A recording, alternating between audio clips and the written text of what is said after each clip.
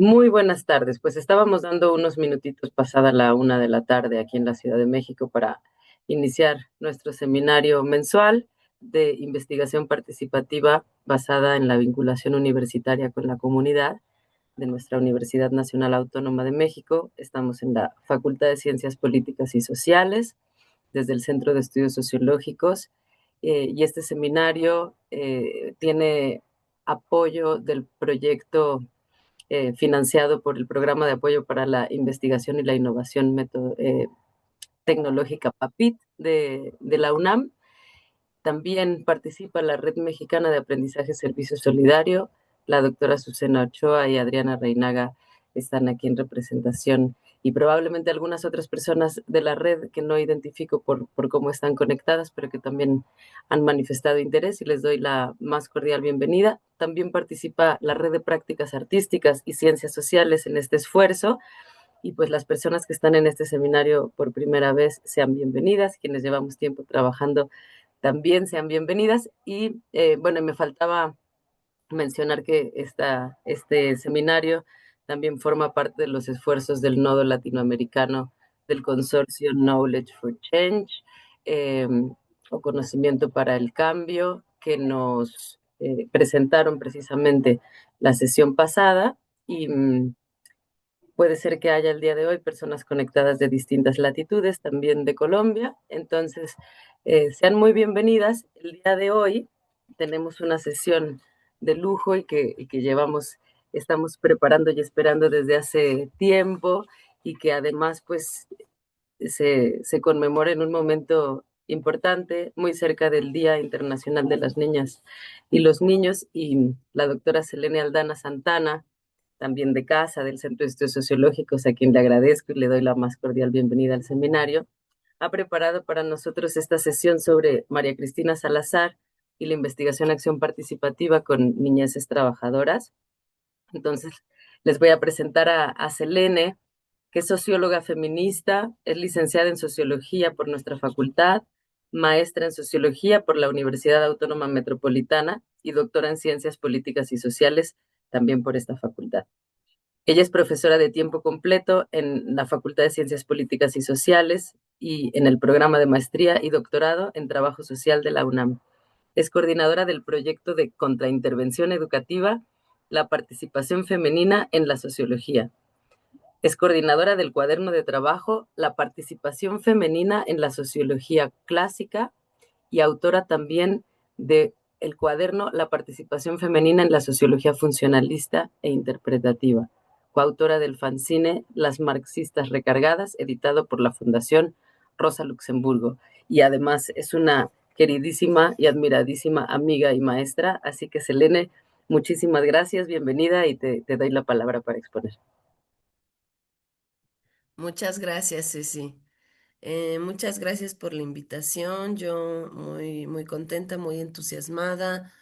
Em, un saludo y muchas gracias a las personas que se conectan y quienes después nos vean en diferido. Bueno, pues yo primero les voy a contar un poquito de dónde vengo y cómo llegó a María Cristina Salazar, que ya Ceci dio ahí las pistas de las que voy a partir. Em, yo, Mi línea de investigación son las clásicas de la sociología, ¿no? Que es un proyecto que tenemos en la Facultad de Ciencias Políticas y Sociales de la UNAM desde 2019, en el que pues hemos ido rastreando qué autoras deberían estudiarse en qué cursos de la carrera de sociología en nuestra facultad. Em, y bueno, entonces en ese caminar, pues hemos ido encontrando distintas autoras y en un momento, y bueno, obviamente pues todo esto en el contexto de pues la efervescencia de los movimientos feministas de los últimos 10 años para acá, pues también como parte de todo este hermoso tsunami, pues también en un momento se dio un proyecto de investigación sobre las pensadoras latinoamericanas.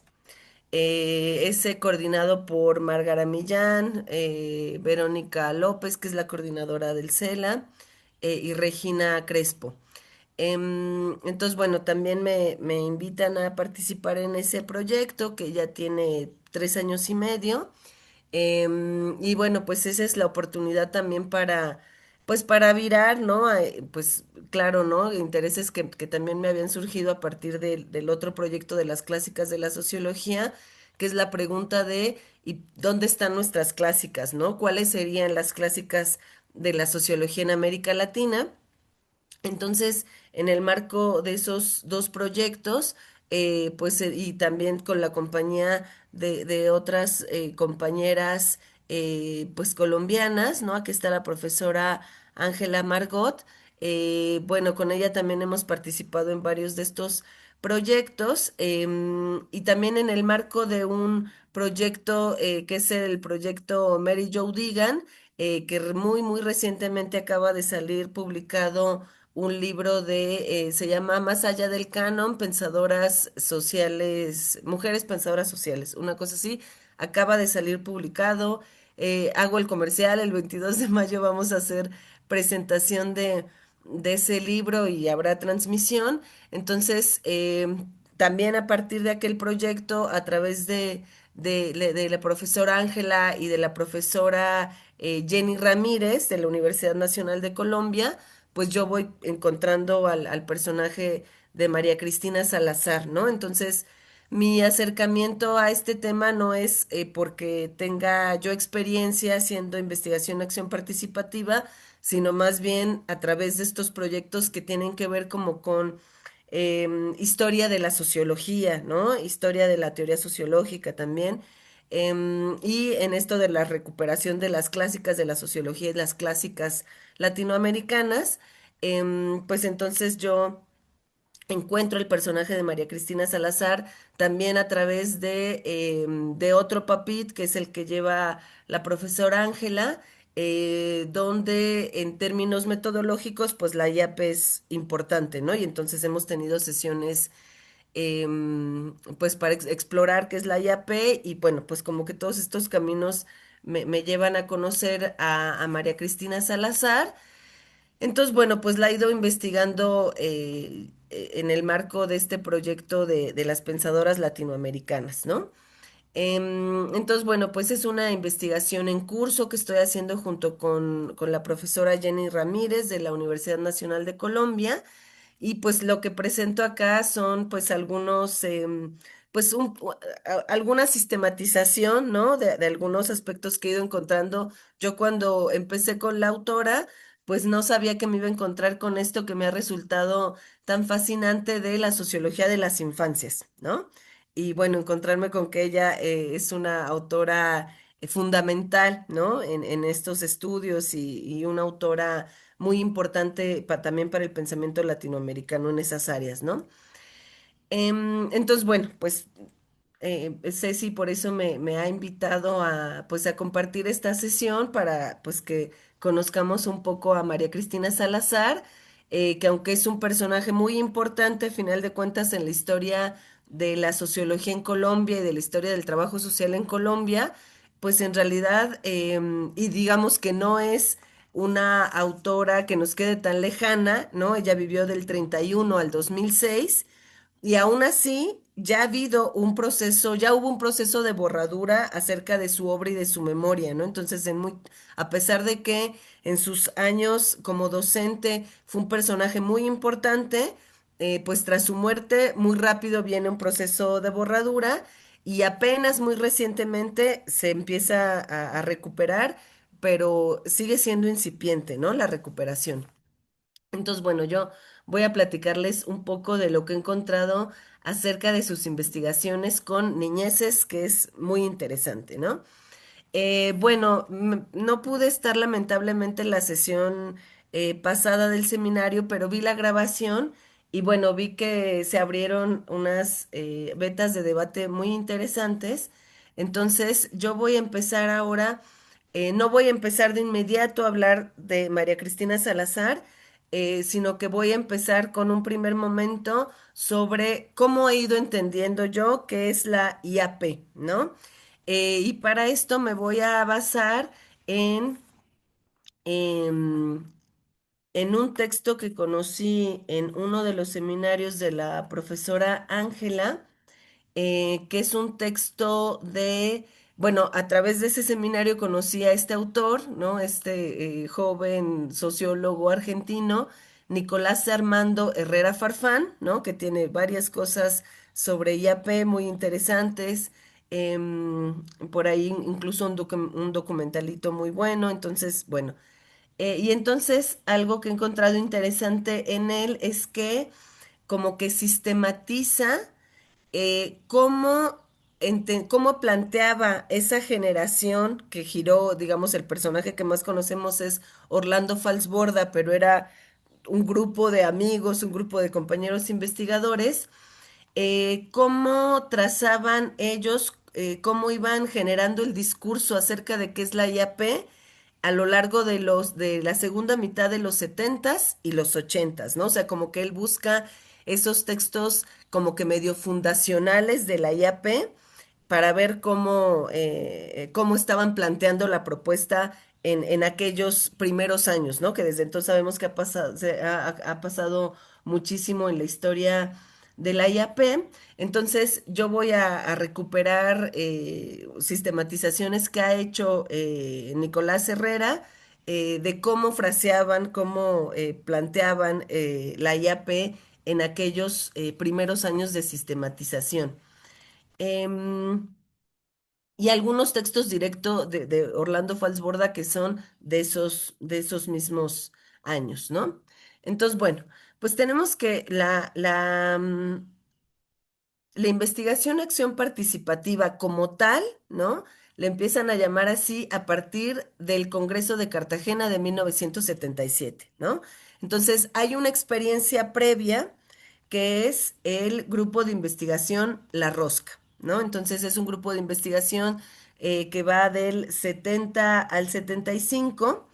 em, y el origen, digamos, es un grupo de investigación que, como digo, son un grupo de amigos, ¿no? Y amigas, y eso también se me hace muy interesante, un grupo mixto, ¿no? Claro, con mayor participación masculina, pero también había compañeras.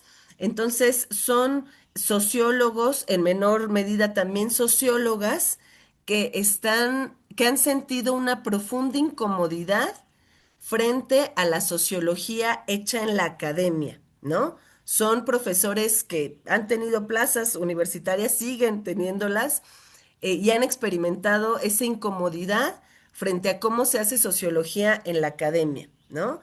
Presentan incomodidad en particular en torno a cómo es la sociología dominante, que sin duda es una sociología positivista, y en aquella época una sociología desarrollista, ¿no? Entonces, en un contexto en el que todavía es muy fuerte el concepto de desarrollo, ¿no? Establecido desde la CEPAL, pensado como un modelo de cómo se debería llevar la organización social en los países de América Latina, de modo que se avance a la situación, a los procesos históricos de modernización que vivió Europa, ¿no? Entonces, es un grupo de investigadores que muestran malestar frente a ese tipo de sociología, una sociología pues enmarcada en el capitalismo, funcional al capitalismo, comprometida con el proyecto de modernización, ¿no? Que ya ha mostrado también todas sus contradicciones y todos sus efectos negativos. Entonces, digamos que son un grupo como que de investigadores académicos, pero disidentes, ¿no? Que sienten una molestia y un interés de hacer una sociología otra, una sociología distinta. Entonces, esa primera experiencia de La Rosca es un grupo de investigación del 70 al 75. Y ya es, entonces, digamos, que cuando empezó la IAP, pues hay muchas formas de entenderlo, pero como investigación acción participativa se le empieza a nombrar así a partir de 77, donde hay un congreso en Cartagena muy importante, donde convergen estos y estas investigadores y empieza como que un periodo de sistematización, ¿no? de una mayor sistematización que corre a lo largo de toda la década de los 80. Bueno, voy a ahora sí empezar a compartir mi pantalla. Mm,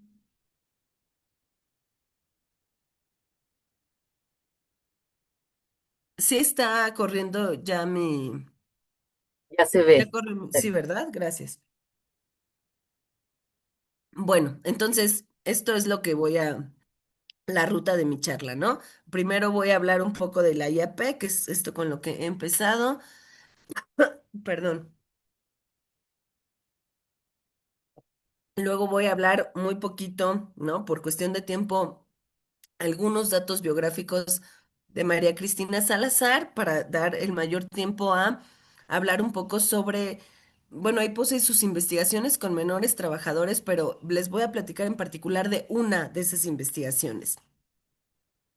Para cerrar, pues, si me da tiempo, pues platicándoles de algunas aportaciones teóricas que se considera ha hecho a la sociología de las infancias y que es muy interesante. Bueno, entonces, algunas de las genealogías intelectuales de la Perdona, IAP. Selene, perdona, tu presentación no está avanzando. O sea, estamos viendo la primera diapositiva. No sé si ya avanzaste en la presentación. A ver, ahí le voy a mover y me dicen si cambia. Ay, no, No, esperen. No cambia y no la ¿Ahí tienes no en modo cambió? presentación. Es que se me hace no, que no estás compartiendo el modo presentación, sino la base. A ver, ahí ya está. Pero hay que ponerla en modo presentación, yo creo, para a que... ver, dejo de compartir y vuelvo a empezar.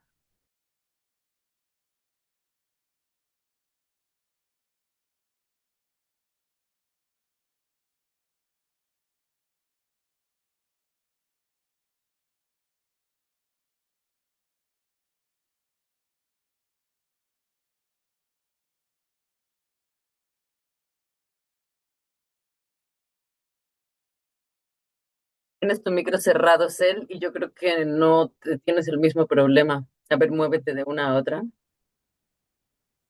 ¿Ahí cambió? No. Cuando le estás dando compartir, le estás dando a al modo ya presentación. Mm, Sí. Ahí está. Ahora sí. Ahí se ve una que dice investigación, acción participativa. Sí, señorita. Sí, Ok, bueno, entonces, como decimos, hay esta experiencia anterior de la rosca. Y pues las genealogías intelectuales pues son variadas y muy interesantes, ¿no? Nos habla Nicolás Herrera de que podemos rastrear estas diversas genealogías al menos, ¿no? Marx, Gramsci, la teoría de de la dependencia en particular de Furtado y Cardoso, la teoría de la explotación de Pablo González Casanova, la teología de la liberación, ¿no? Vamos a ver en un momento que hable un poco de la vida de María Cristina Salazar, em, que su familia era muy religiosa, ¿no? Ella también lo fue. Va a ser muy amiga de Camilo Torres Restrepo, ¿no? Un sacerdote, ¿no? El sacerdote de la Universidad Nacional, que son muy amigos desde la infancia. Em, y entonces, bueno, ellos vienen de estas familias muy religiosas y ellos serán esas heroicas ovejas negras que viran, ¿no? Hacia la teología de la liberación. Entonces, la IAP tiene también ese componente bien interesante. La educación popular de Paulo Freire, ¿no? La IAP es una propuesta muy cercana a Paulo Freire y nos dicen Nicolás Herrera, incluso esto, ¿no? La contrateoría de la subversión que podemos encontrar en Camilo Torres y el Che Guevara. Em, bueno, a ver si ahí. ¿Ahí cambió mi lámina? ¿Sí? Va. sí, sí, sí, sí. Bueno, entonces Nicolás Herrera nos dice, ¿no? Para entender qué es la IAP y para entenderla como algo más allá que una metodología, puede ser una metodología de investigación pero esta generación que consideramos los fundadores de la IAP, que sería esta generación de Orlando Falsborda, Camilo Torres, Virginia Gutiérrez, María Cristina Salazar, esa generación, ¿no? Del fundacional de la IAP, planteaba esta como algo más o bastante más incluso que una metodología de investigación, ¿no? Entonces, puede ser una metodología de investigación, muchas veces en las ciencias sociales así se le usa, pero esta generación fue más ambiciosa que eso, como veremos, ¿no? Porque entonces nos dice Nicolás Herrera, la IAP es un neoparadigma, es un contradiscurso creado desde la periferia. En los textos de los setentas y los ochentas, esta generación enfatiza mucho que este es un proyecto del tercer mundo, ¿no? Usando en una forma reivindicativa del término, ¿no?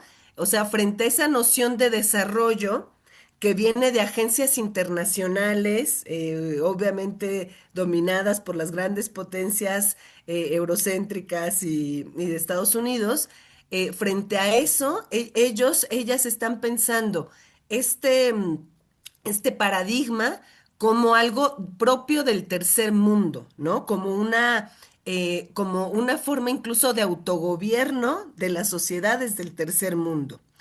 Bueno, entonces, por eso nos dice Nicolás Herrera, es como un neoparadigma, un contradiscurso creado desde la periferia, ¿no? Asumiendo esa posición periférica como una disidencia, ¿no? Como una disidencia frente a lo establecido que se nos ha impuesto. Entonces, ese neoparadigma implica una metodología de la investigación social, por supuesto que sí, ya decimos que son profesores, son académicos universitarios, ¿no? Entonces, claro que tienen eso en mente, es una metodología de investigación social, pero también implica una práctica pedagógica, esto que decimos de la relación con la educación popular de Paulo Freire, ¿no? O sea, es no separar, que es precisamente la racionalidad cartesiana de la academia, ¿no? De separar en distintos departamentos lo racional de lo afectivo, de lo corporal, de lo sexual, ¿no? Entonces, pero eso es algo muy de Occidente moderno, ¿no? Entonces, acá nos plantean, es una metodología de investigación social, pero también es una práctica pedagógica. Vamos a autoformarnos, la comunidad se va a autoformar en tanto que investiga, ¿no? Es una propuesta dialógica de saberes. ¿Entre cuáles saberes? Entre los saberes de las universidades, ¿no? Y los saberes de las comunidades rurales, campesinas, indígenas, pero también de las comunidades urbanas. ¿No? Entonces, es un diálogo de saberes entre la universidad, la comunidad y el barrio, digamos, ¿no? Em, me resuena mucho con lo que dice Brigitte Vasallo de hay que hacernos políglotas, ¿no? Movernos, poder movernos en distintos registros, ¿no? Quienes ya estamos en la academia, ¿no? En lugar de estar en esta ay, pero cómo lo vivimos luego como una gran traición, ¿no?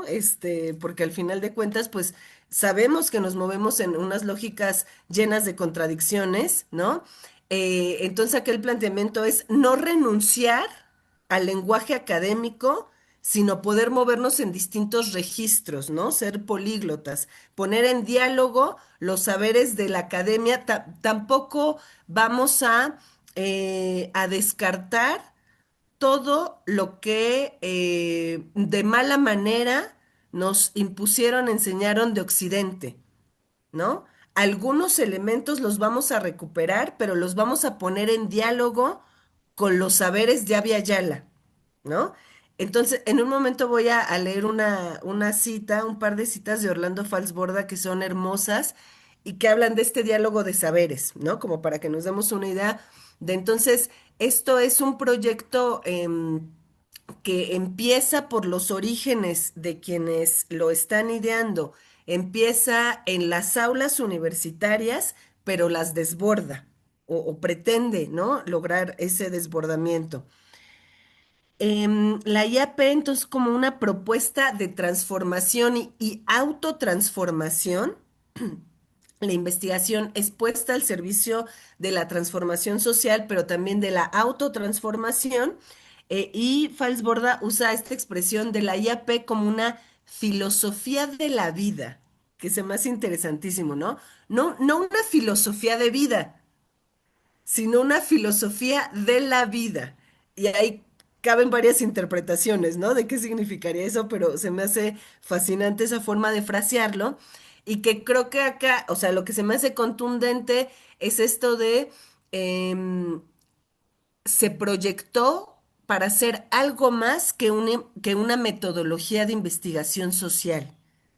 ¿No? Entonces, a veces veo, como revisora de tesis que soy, que me llegan muchas tesis de muchos lados, que muchas compañeras tesistas, pues como que con una pretensión muy buena, muy bien intencionada de asumir un compromiso social, en su metodología, en su capítulo metodológico dicen que es IAP y lo que hacen son entrevistas, ¿no?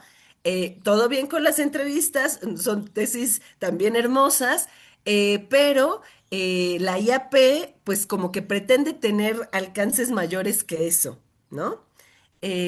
Por eso esto de, es una metodología de investigación social, pero aspira a ser mucho más que eso, ¿no? Entonces, también como que preguntarnos nosotras hasta dónde lo queremos llevar, ¿no? Y qué podríamos hacer para que no sea solo una metodología de investigación social y se aproxime un poquito a hacer algo así como una filosofía de la vida, ¿no? Que o sea, es muy ambicioso, por supuesto, pero pues es un horizonte, ¿no? A lo mejor al que podemos ir caminando como podamos.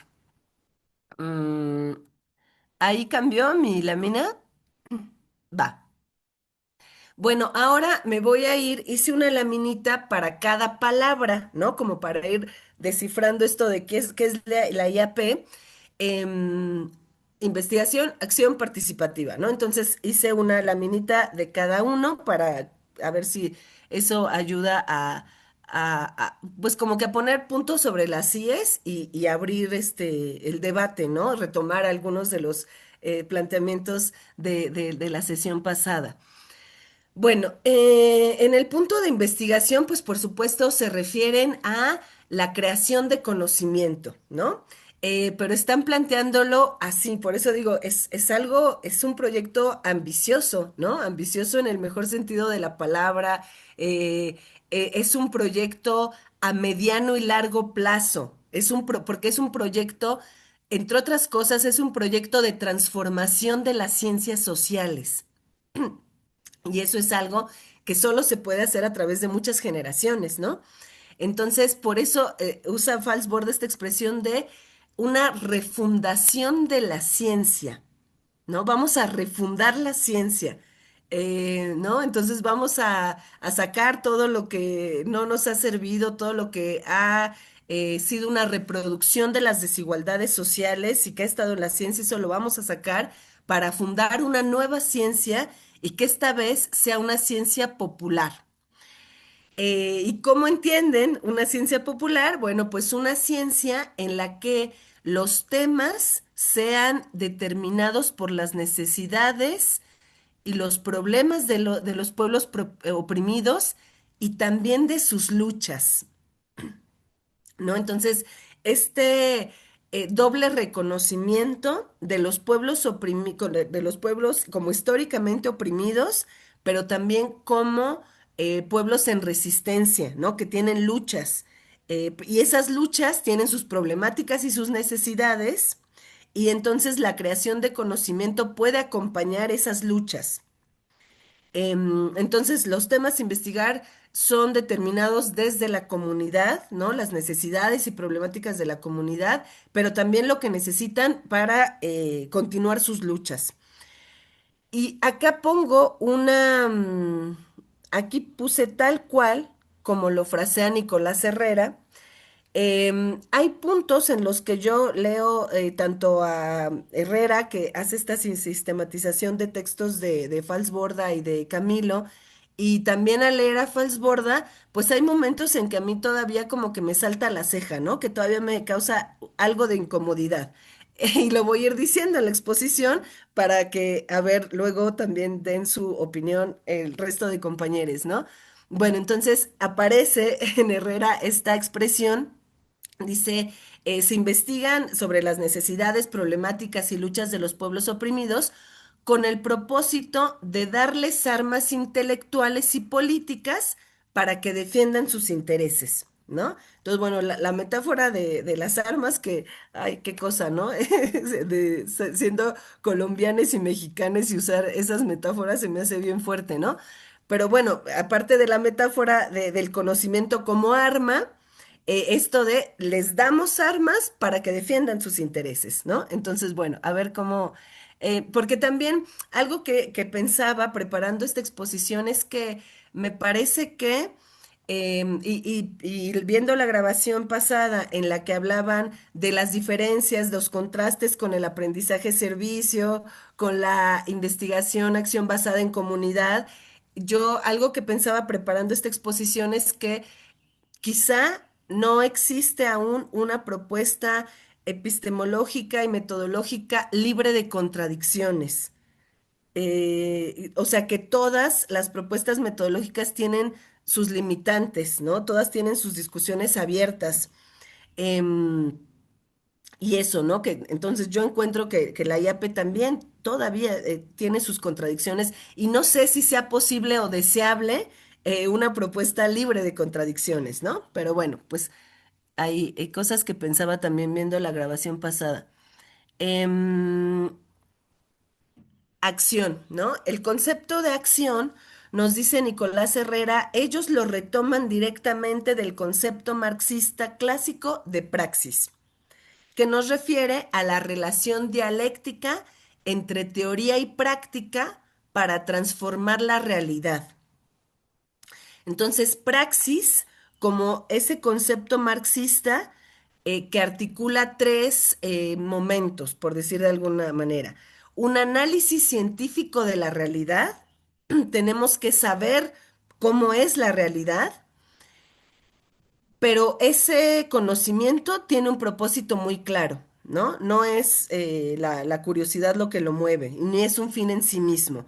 Ese conocimiento es para hacer una crítica de la realidad existente, crítica como un enjuiciamiento ético, como una crítica aquí radical en el sentido de radical que va a la raíz, ¿no? Entonces, conocemos al mundo para criticarlo, ¿no? No para describirlo, sino para criticarlo y para a partir de ahí proponer una forma de transformación, una transformación práctica revolucionaria, ¿no? Entonces, esto, ¿no? Ahí en acción nos refieren a esto, a la noción de praxis, el conocimiento para la transformación. Em, y participación, ¿no? Que es, nos dice Falsborda que participación es un concepto para oponerse al de desarrollo, ¿no? Esto que les decía es un proyecto de sociología antidesarrollista, ¿no? Es un proyecto de sociología que se está oponiendo a la sociología promovida desde la CEPAL, se está oponiendo a esa sociología desarrollista que plantea la sociología como un instrumento para acompañar la modernización de los países latinoamericanos, con todo lo que eso implica, ¿no? Con todo lo que implica el proyecto de mestizaje, que es un proyecto también de aniquilación de los idiomas originarios, ¿no? De hiperurbanización, ¿no? De proletarización de las poblaciones campesinas, etcétera, ¿no? Entonces ellos, esta generación se opone a ese proyecto de sociología y frente a ese concepto de desarrollo oponen el de participación. Entonces, si el concepto de desarrollo, esa ciencia desarrollista, pues sabemos que se basa, la ciencia positivista es así, en esa relación sujeto-objeto, ¿no? Donde es uno el agente epistémico válido que es el especialista y que va a conocer a esa cosa que es su objeto de estudio, ¿no? Y que va a intervenir sobre ese objeto que entonces es un ser cosificado, ¿no? Es un grupo social que ha sido cosificado por la ciencia. Frente a eso, la noción de participación que decimos tiene que ver con esta ciencia popular. Bueno, pues opone, por supuesto, la relación sujeto-sujeto, ¿no? Donde pues nadie cosifica a la otra parte. Mientras que el concepto de desarrollo implica relaciones de tutelaje y sumisión, ¿no? Donde es, como decimos, ¿no? Ya es seguir el supuesto modelo de desarrollo histórico que siguió Europa Occidental, ¿no? Entonces, el norte global, ¿no? Con instituciones globales, va a tutelar cómo América Latina se va a desarrollar, ¿no? Cómo va a salir de pobre. Frente a eso, ¿no? Y entonces también por eso esta reivindicación de, esta es una escuela latinoamericana, es una escuela desde las periferias, ¿no? Y entonces reclamando un reconocimiento de la otredad, ¿no? Romper con esa cosificación del otro y reconocerlo como un otro con el que es posible establecer unos vínculos distintos. Mientras que la noción de desarrollo trata a las naciones, incluso con este vocabulario, ¿no? Naciones subdesarrolladas, como objetos medibles y que entonces con ciertas políticas públicas se puede corregir ese subdesarrollo. Frente a eso, la IAP lo que propone es restituir a los pueblos oprimidos su condición de sujetos epistémicos y políticos, ¿no? Su capacidad de hablar por sí mismos y plantear sus necesidades y resolverlas en formas de autogobierno. Entonces, frente al proyecto de una ciencia hecha por especialistas, ¿no? Hecha por desarrollistas, hay una película mexicana maravillosa que se llama El extensionista. Y es un ingeniero, es un agrónomo, un extensionista que llega a una comunidad campesina a decirles cómo cultivar, ¿no? Que es una sátira, por supuesto, de lo que pasa, de lo que en efecto pasa con tantos programas sociales rurales, ¿no? Entonces va el ingeniero y todo ingenuo, todo un chavo universitario, todo ingenuo, ¿no? Según él a enseñarles, ¿no? Y bueno, pues así le va, ¿no? Por distintas razones. Pero entonces, ese modelo de el especialista en ciencias sociales que va a tutelar a esos objetos que ha estudiado y que pues no saben autogobernarse, ¿no? Frente a ese modelo de especialista, lo que plantea esta generación es una teoría producida colectivamente, ¿no? En esto del diálogo de saberes entre, entre la comunidad científica y entre la comunidad popular. Em, entonces, el concepto de participación, planteado como una filosofía igualitaria de la vida, diseñada para romper con relaciones de poder injustas, ¿no? Entonces, el concepto de participación entendido como poder popular, ¿no? Entonces, la investigación es dirigida a generar poder popular y el poder popular que será encaminado hacia la transformación, ¿no? Entonces, por eso es una metodología de investigación social, pero es mucho más, ¿no? Porque es una metodología de transformación social y de autotransformación, ¿no? En ese mismo camino. Em, bueno, ok, en esto de... Ay, bueno, voy a apurarme. Bueno, acá sale, ¿no? El concepto de sentipensar y esto también lo vamos a dejar abierto. Esto es algo que me comentaba el otro día Ceci que en una clase suya estaban hablando de este fenómeno de los chavos incel, ¿no? Estos chavos que están en estos grupos hiperviolentos, hipermisóginos en redes sociales, como con discursos antifeministas, y que un compañero decía, Bueno, sí, los sentipensares de los incel, ¿no?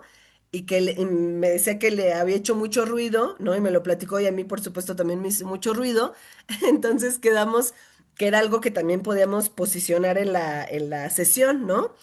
Porque, bueno, este concepto de sentipensar que cada vez se usa más, pues viene de la IAP, ¿no? Entonces, así como que más en el mundo de las ciencias sociales, el concepto de sentipensar se le adjudica a Orlando Falsborda, pero las cosas son un poco más complejas e interesantes que eso en realidad, porque el propio Falsborda dice que él en realidad escuchó esa palabra a un pescador, ¿no? Entonces y es bueno, un concepto que cada vez se usa más, ¿no? En los espacios feministas se usa mucho, ¿no? La verdad, yo antes de haberlo descubierto a través de la IAP, yo primero lo había escuchado en los espacios feministas, se usa mucho, veo que cada vez se usa más.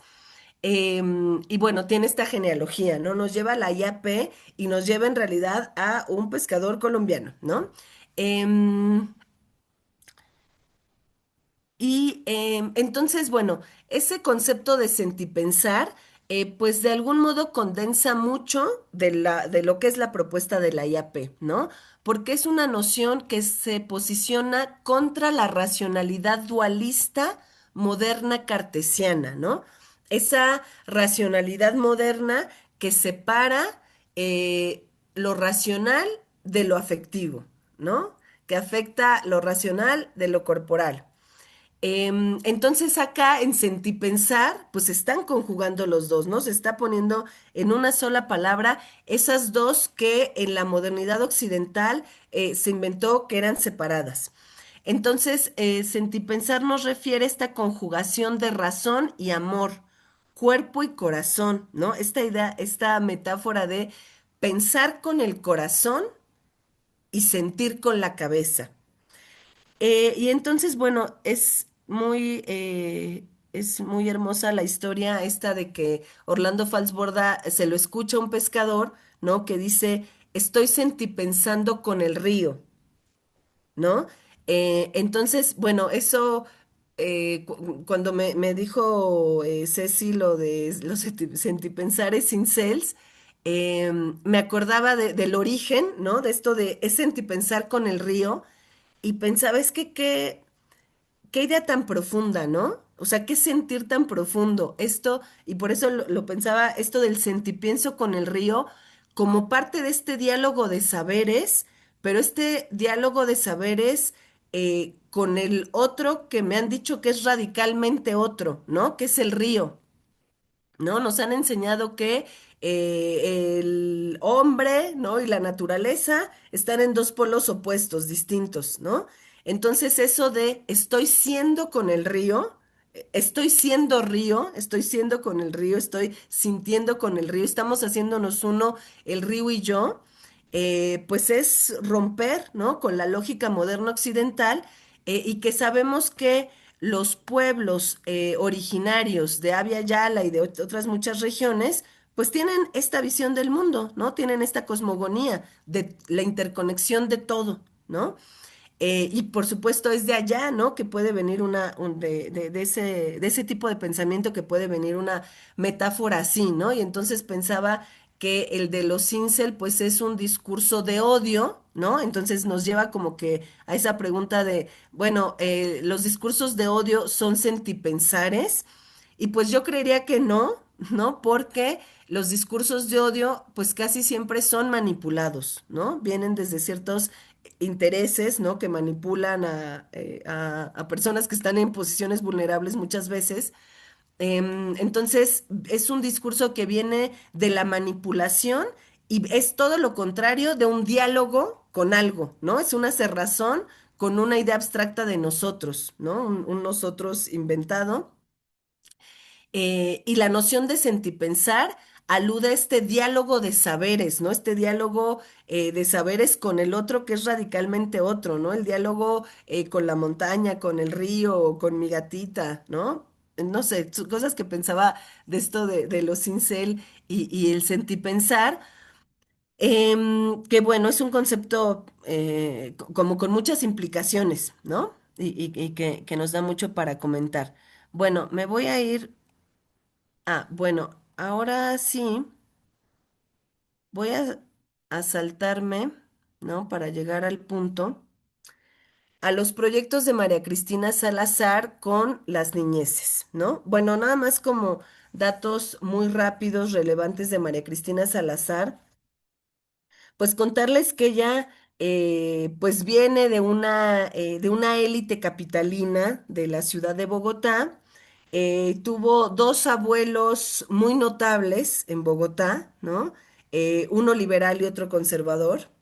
Eh, entonces, bueno, uno de los abuelos, el abuelo liberal, Salvador Camacho, es reconocido como nada más y nada menos que como el fundador de la sociología en Colombia.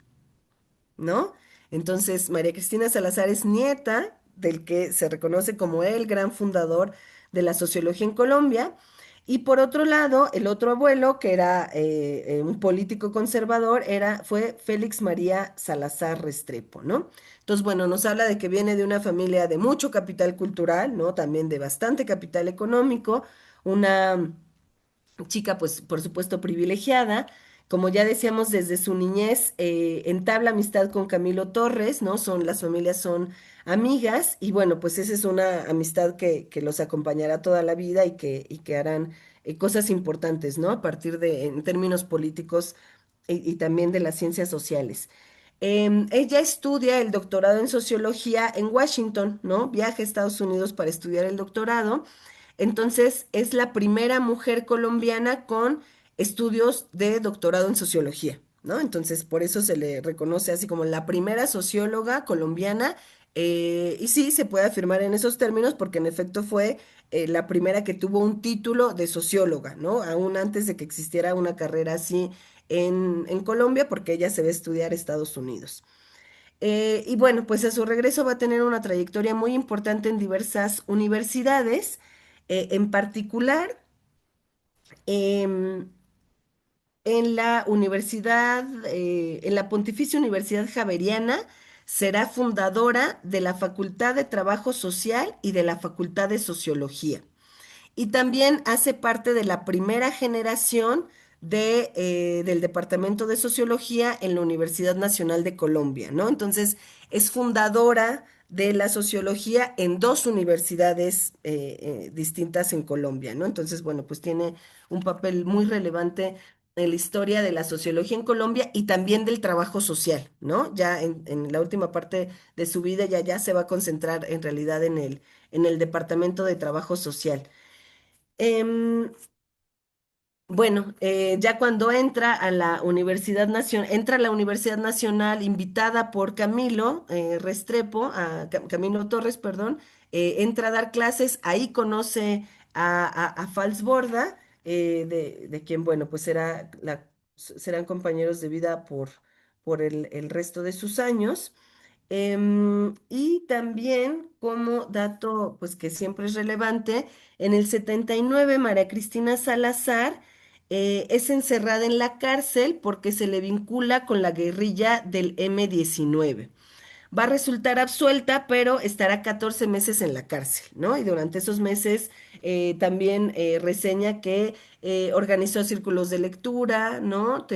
Había un grupo de discusión organizado por ella. Entonces, bueno, adentro de la cárcel también tuvo una participación importante, pues politizando, ¿no? Un poco a la población, a las compañeras de la población carcelaria. Bueno. Entre otros proyectos, ¿no? Una de las áreas de investigación en las que definitivamente ella se va concentrando son las niñeces, ¿no? Va a tener a lo largo de su vida estos diversos puestos muy importantes en organismos de nivel internacional. Será experta de la ONG Defensa de Niñas y Niñas Internacional, DNI, asesora de la UNICEF, asesora de la Organización Internacional del Trabajo, vicepresidenta y luego presidenta del International Working Group on Child Labor. Y bueno, realizó diversos estudios de casos sobre el trabajo infantil, tanto en ámbito rural como urbano. Entonces, algunas de sus investigaciones más famosas son estas que pongo acá, ¿no? Su investigación sobre los menores trabajadores en la industria del tabaco, ¿no? Es un artículo, la mayoría de estos salen publicados en artículos breves, muy interesantes, muy sustanciosos, súper recomendables. Entonces, ese de los agricultores de tabaco, em, se llama Los Condenados del Tabaco, ¿no? En alusión a Fanon, Los Condenados de la Tierra, ¿no? Entonces, bueno, porque ahí encuentra como que Coltabaco tiene todo organizado para que sea casi, casi que imposible que se dediquen a otras cosas, ¿no? Entonces, bueno, Los Condenados del Tabaco. El de la investigación de trabajadores de la construcción, que es de la que yo les voy a platicar ahorita, una investigación sobre trabajadores informales, ¿no? Porque encuentra esto, que pues la mayoría de menores trabajan en los sectores informales y entonces los grandes temas que se tratan en la Organización Internacional del Trabajo terminan por no tocar para nada a esos menores trabajadores de los sectores informales que son la mayoría, ¿no? Entonces esa investigación le llama los esclavos invisibles, ¿no? Entonces, aludiendo esto de que son invisibles por estar en el sector informal. Em, E incluso una investigación sobre niñeces en la industria de la actuación, ¿no? Entonces, y cómo la industria de la actuación pues viola también los derechos laborales de las niñeces. Bueno, en, ella se considera que ha hecho contribuciones importantes a la sociología de las infancias porque propone un nuevo paradigma, ¿no? Propone un nuevo paradigma en los estudios sobre las niñeces, en el que tienen el papel protagónico la niñez y la adolescencia de los sectores populares. Entonces, ella plantea ¿no? Este cuestionamiento. ¿Le hemos preguntado a los niños? Entonces dice, ¿cómo es posible que las conferencias internacionales de los niños que sacan convenciones, no pronunciamientos, etcétera, comunicados muy importantes, cómo es posible que no haya participación de las niñeces, ¿no? Entonces por eso cuestiona, ¿no? Le hemos preguntado a los niños. Entonces plantea en estas discusiones directamente los menores, las menores, deberían tener una incidencia central, ¿no? Su propuesta entonces es la autodeterminación de niños, niñas y adolescentes trabajadores. Entonces ella plantea que hay que pasar de ver a las niñeces como objetos perdón, pasar de verlas objetos de protección a tratarlas como sujetos de derechos. Entonces, bueno, voy a platicarles de esta investigación en particular, ¿no? Que hay quienes consideran que esa fue la investigación que luego queda publicada más importante que hizo con niñeces, ¿no? Rompiendo el muro del autoritarismo. Este es un texto, como texto aparece publicado en 1991, pero es una iniciativa de IAP que fue desarrollada entre el 85 y el 87. Contaba con recursos, ¿no? Una ley dice, no, pues sí, sí había con qué. Es un proyecto muy grande, ¿no? Con mucha infraestructura, auspiciado por el Ministerio de Trabajo y por la Universidad Nacional de Colombia. Incluyó aproximadamente a 350 trabajadores menores de la industria de la construcción en áreas suburbanas pobres de Bogotá. Em, Voy a hablar en muchos momentos, como ella hace, de no de niñeces o infancias, sino de menores, porque aquí estamos hablando de trabajadores que llegan hasta los 17 años, ¿no? Y bueno, pues ya alguien de 17 años, pues ya niño, niño no es, ¿no? Entonces, a veces para uniformar, habla simplemente de trabajadores menores, ¿no? Bueno, entonces incluyó aproximadamente a 350 trabajadores menores. El equipo en realidad no es muy grande, en realidad, ¿no? Fueron 3 funcionarios del ministerio, 6 trabajadores sociales y María Cristina Salazar, que fue la coordinadora.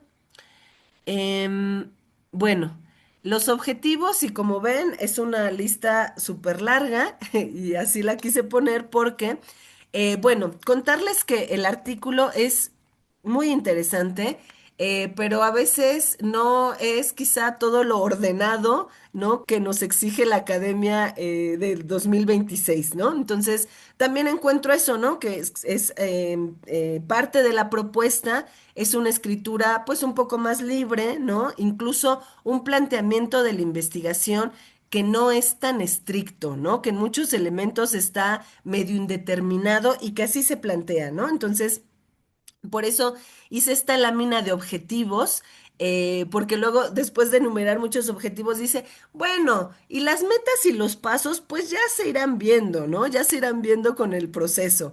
Entonces, bueno, habla al principio del texto, pues enuncia algunos objetivos, pero a lo largo del documento siguen apareciendo por aquí, por allá, otros elementos que ella plantea que son los objetivos de la investigación. No hay contradicción entre ellos, sino que los pongo así simplemente como para dar cuenta de la enorme riqueza, ¿no? De lo que habían, de lo que tenían en mente, ¿no? Entonces voy a leer solo algunos que así atraviesan mi vista y que se me hicieron bien interesantes.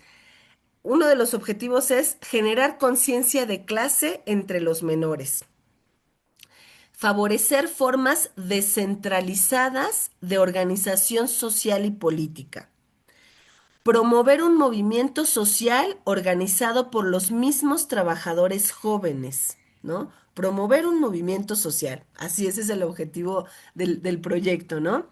Creación de nuevos espacios para el autogobierno de los mismos menores. Em, Vivir una democracia de manera directa, ¿no? Vista la democracia como una construcción colectiva de carácter permanente, como una forma de vida, ¿no? Y bueno, este se me hace interesantísimo, ¿no? Dice que los menores descubran como experiencia colectiva la posición que ocupan en el orden social y las injusticias que les atraviesan. El objetivo es que entiendan qué posición ocupan en la sociedad, porque esa percepción puede fomentar la esperanza individual y facilitar el esfuerzo colectivo. Crea un sentimiento de posibilidad hacia el futuro. Se sabe ahora que no se está solo, que se comparten problemas y que también se pueden compartir esfuerzos para lograr el cambio de una determinada realidad, ¿no? Entonces, entender cuál es su posición en la sociedad, en lugar de deprimirles, en una de esas, puede, encaminado de otra manera, puede dar esperanza, ¿no? O entender que las cosas tienen que ser transformadas, ¿no? Bueno, entonces se me hizo súper interesante cómo define los objetivos de esta manera así tan abierta, ¿no? En términos metodológicos, yo aquí traté de hacer una sistematización, ¿no? Yo identifiqué estos momentos que les voy a exponer, ¿no? Y no, entonces, no necesariamente están así de esquemáticos en el artículo está escrito de una manera así más ensayística, más libre, pero bueno, yo traté de sistematizar y como que ubiqué estos momentos, estos 5 momentos. Primer momento, preparación del equipo.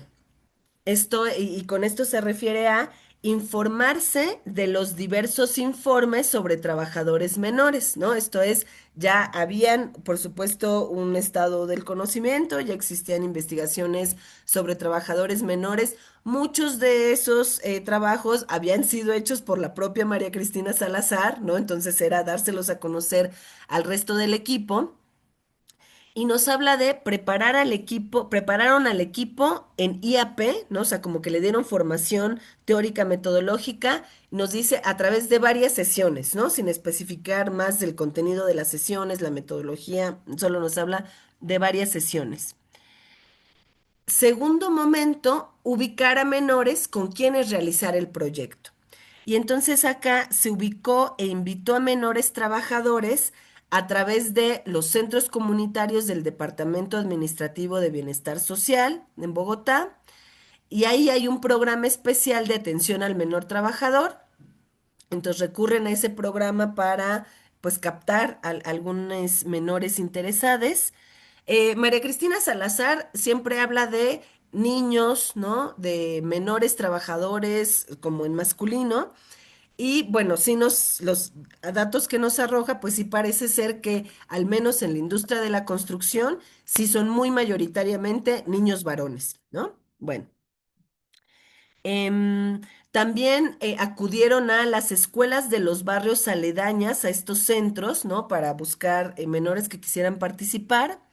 También se convocó a menores que acuden al Ministerio del Trabajo para solicitar el permiso de trabajo y así se logró reunir a unos 300 trabajadores menores vinculados al sector de la construcción. Tercer momento, ya que se tiene los menores con quienes se trabajará, identificar sus necesidades. Y para identificar sus necesidades, primer punto, socializar entre los menores el conocimiento de los estudios previamente revisados, ¿no? Entonces, así como se formó al equipo de investigación en que sepan cómo es el estado de la cuestión, pues también a los menores se les da esa socialización del conocimiento previo y se usan recursos creativos como fotos, dibujos, materiales audiovisuales. Em, pero además se quiere que esos menores también generen conocimiento adicional, que generen su propio conocimiento sobre su realidad concreta. Se quiere también entender su visión de la realidad, sus expresiones, vivencias, creencias, opiniones. Y para esto también usan métodos creativos, ¿no? Usando el arte también a través de sociodramas, relatos autobiográficos y grabación de conversaciones. Nos hablan también en este punto de que recibieron cursos de capacitación, aunque no hay especificación de qué eran esos cursos de capacitación, y esto se los dio el Servicio Nacional de Aprendizaje, Instituto San Pablo Apóstol, Instituto Técnico Central, centros comunitarios. Nos dice Salazar, el conocimiento que se cree en esta fase no es dirigido a los círculos académicos. Dice, aunque creemos que estos pueden verse beneficiados, pero no es para ellos que se genere ese conocimiento, sino es para los menores y los sectores populares. Momento, y ya llego acá a la culminación, ¿no? El momento 4, ¿no? Entonces, como que la culminación va llegando en este punto, ¿no? Cuando nos dice Cristina Salazar, se crea cultura popular. ¿Y a qué le llama cultura popular? Ya cuando los menores se autoorganizan, ya se conocieron, ya recibieron cierta formación que les politiza y se organizan para hacer talleres de creatividad y de dibujo. Hacen esculturas en barro, cuentos, representaciones teatrales, talleres de teatro, pintura, cerámica. Esto con el apoyo de estudiantes de Bellas Artes de la Universidad Nacional de Colombia. Y estos talleres son para que los menores recuperen su identidad cultural y esto también, ¿no? Para la vinculación a procesos colectivos de producción que permitan un mejoramiento de los ingresos de los menores. Entonces, aquí aprovecho, como ya me ganó el tiempo y ya no voy a llegar a lo de sus aportaciones de la sociología de las infancias, pero aquí les voy a contar el meollo, ¿no? A lo que yo quería llegar. María Cristina Salazar sostiene una posición contraria a la de la Organización Internacional del Trabajo. La Organización Internacional del Trabajo, entiendo que hasta la fecha sostiene una posición abolicionista del trabajo infantil.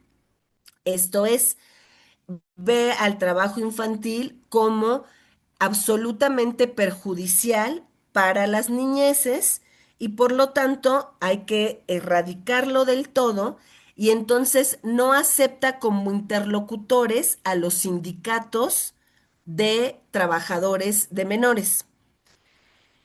María Cristina Salazar se opone a esta posición, entonces ella es emblemática de la posición antiabolicionista que plantea no hay que prohibir el trabajo infantil porque al hacerlo estamos condenando a muchas familias a la miseria.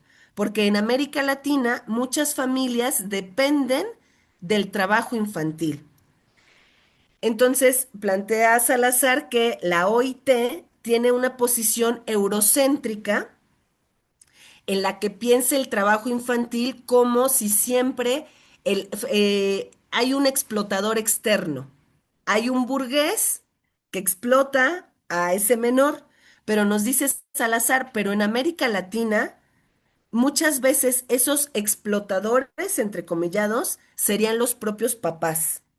Porque dice, muchos menores en América Latina trabajan en el negocio familiar.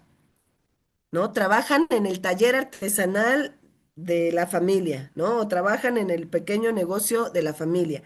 Entonces, dice María Cristina Salazar, el trabajo infantil es un tema que debe ser tratado contextualmente, ¿no? Y lo que es válido para Europa no es válido para América Latina. Entonces, ella sostiene la posición de que hay que prohibir absolutamente algunos trabajos que son peligrosos o absolutamente perjudiciales para los menores, como la prostitución. Dice, pero hay otros trabajos que pueden ser, y esto es polémico, por supuesto, ¿no? Hay trabajos infantiles que pueden tener cierto efecto emancipatorio, porque algo que encuentra en la investigación en el terreno es que algunos menores plantean que con el salario que reciben pueden ir a la escuela, ¿no? Entonces dice, la OIT opone el acceso a la educación con el trabajo infantil. Y dice María Cristina Salazar, y en América Latina no necesariamente es así. A veces, cuando tienen trabajo, es cuando tienen los recursos para comprarse zapatos e ir a la escuela, cosas así, ¿no? Entonces dice, a veces el trabajo infantil es lo único que habilita que tengan ciertos años de escolaridad. Entonces, bueno, tiene estos planteamientos que se me hacen súper interesantes, ¿no?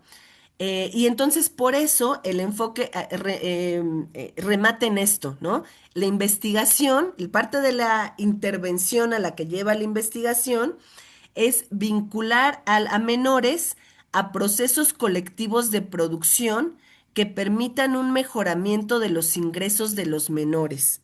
O sea, ahí está esa mirada antiabolicionista, ¿no? O sea, el proyecto no es para alejarlos del trabajo, sino hasta para capacitarles para el trabajo, que sé que puede ser muy polémico, ¿no? Que también es lo que yo quisiera escuchar, ¿no? Yo desde mi mirada clase mediera de entrada digo, no, ¿cómo? ¿No? Las niñas no deben trabajar.